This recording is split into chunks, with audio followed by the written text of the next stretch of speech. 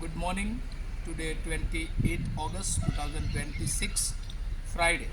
Wisdom of word of God morning ડિવોશનમાં આપ સર્વનો આવકાર કરવામાં આવે છે અને પ્રેમી સલામ પાઠવવામાં આવે છે.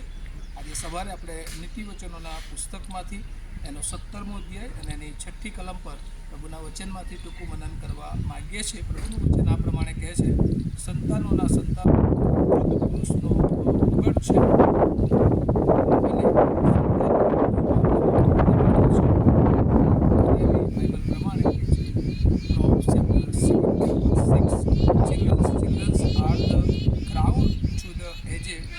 Parents one the pride of their children. અને એટલા માટે આજે પ્રભુનું વચન જે કહે છે એને જે થીમ અથવા એક મુદ્રાલેખમાં આપણે જોવું હોય, ઓનર ઇન ફેમિલી રિલેશનશીપ. આજે જે કુટુંબિક સંબંધો, જે એકબીજાને માન આપવાની વાત અને એમાં જે ઉણપ આવી છે ને સંબંધી પ્રભુ આપણને કહે છે કે કૌટુંબિક સંબંધોમાં આપણે એકબીજાને એ મજબૂત બનાવવા જોઈએ, એકબીજાને માન આપવું જોઈએ.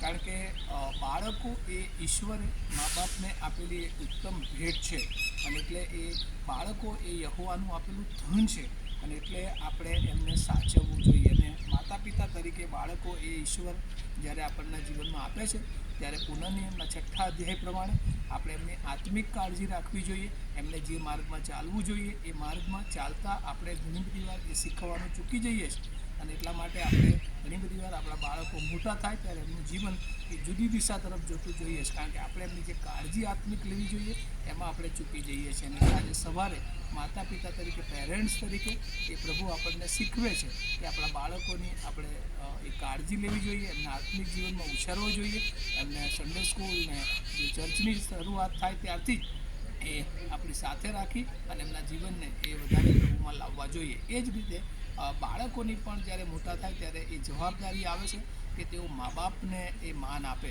આજે આપણે જોઈએ છીએ કે ઘણા બધા વૃદ્ધાશ્રમો ખુલતા જોયા છે કે જ્યાં મા બાપની કાળજી એ બીજાઓના આધાર પર મૂકી દેવામાં આવે છે, બીજાઓને સોંપી દેવામાં આવે છે. ઘણી બધી વાર મા બાપો એ બહુ દુઃખી થતા હોય છે બાળકોના એમના પ્રત્યેના વલણ જોઈને.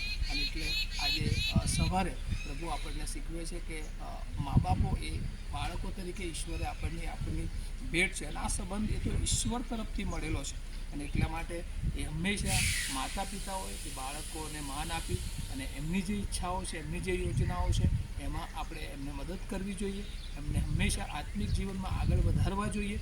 અને બાળકો તરીકે મા બાપ ગમે એટલી મોટી ઉંમરના થાય પણ આપણે હંમેશા આપણી કાળજી એમને લેવી જોઈએ, એમની સંભાળ રાખવી જોઈએ. અને આ તો ઈશ્વરનું વચન છે, કુટુંબ એ તો ઈશ્વરની વ્યવસ્થા છે અને એટલે ઈશ્વર એ એકબીજાને માન આપવા માટે પ્રેરણા આપે છે.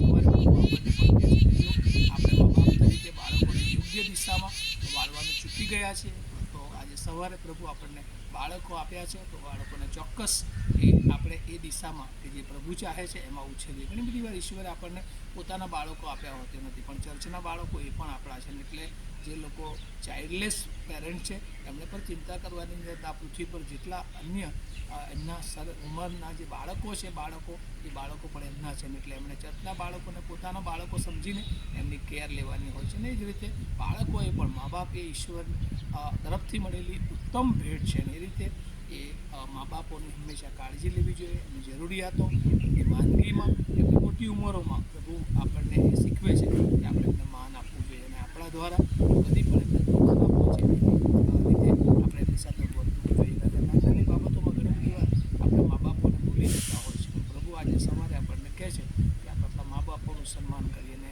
જે આજ્ઞાઓ છે એમાં પણ તું તારા મા બાપનું સન્માન કર એ વાત નોંધવામાં આવી છે. ત્યારે પ્રભુ આજે સવારે આ વચનો દ્વારા બાળકોની સંભાળ રાખવામાં માતા પિતાને અને માતા પિતાની સંભાળ રાખવા બાળકોને તૈયાર કરે એવી મારી પ્રાર્થના છે. આવો આપણે પ્રાર્થના કરીએ. અમારા જીવંત અને દયાળુ ઈશ્વર, અમે તમારો બહુ આભાર માનીએ છીએ તમારી દયા કૃપાને માટે. આજે બાળકો તરીકે અને મા બાપ તરીકે ઘણી બધી વાર અમે અમારી જવાબદારી ચૂકી જતા હોય છે ત્યારે પ્રભુ એ જવાબદારીમાં તમે અમને સંભાળ રાખવાને માટે એકબીજાની તમે કૃપા આપજો. પ્રભુ સાંભળનાર દરેકને આશીર્વાદિત કરો એવી પ્રાર્થના ઈસુ પ્રભુના નામમાં સાંભળો અને સ્વીકાર કરો. આમીન. Have a nice day to all of you. Thank you.